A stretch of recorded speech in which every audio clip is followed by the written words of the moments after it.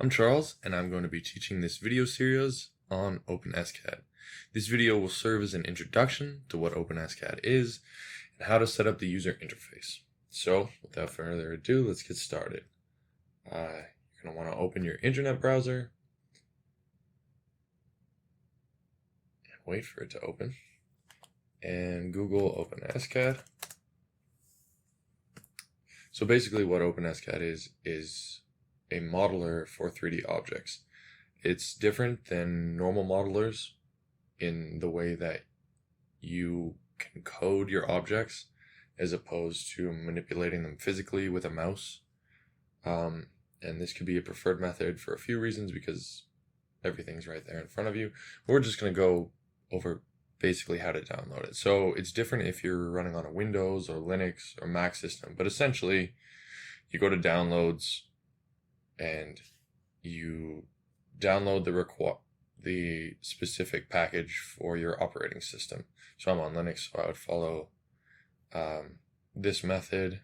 If you're on Windows, you just download the corresponding one to your operating system, download and install. Mac, same deal. So after you've installed it, you will have an icon, hopefully. You click on the icon, and this window, the first thing that's going to pop up. So basically it asks you if you want to start a new file or open an old file. So there's some things on the right here which are essentially examples, as it says, examples of things that you can do.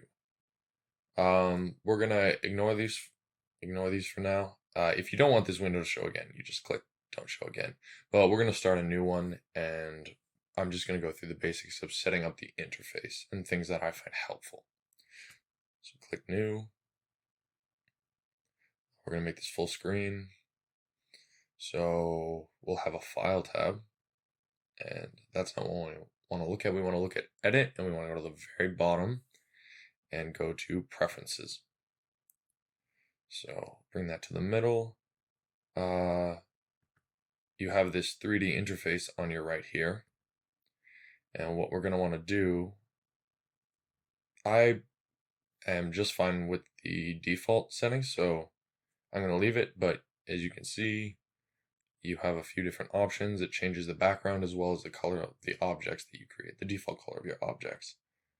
So we'll go to the editor. I prefer a little bit bigger text, so I'm going to make it size 16. And I prefer my coding screen to be dark. So we'll say for dark background. Everything else I generally leave. It's okay as it is, I think. Then we're going to go to the advanced. Don't worry too much about this, but I want to turn on force gold feather because there can be some funny rendering issues if you don't tick this option. So just going to click on force gold feather, make sure that's ticked, and that's it, and we're ready to start. Okay, thanks for watching, and we're going to go more into depth on how to start creating objects in the next video.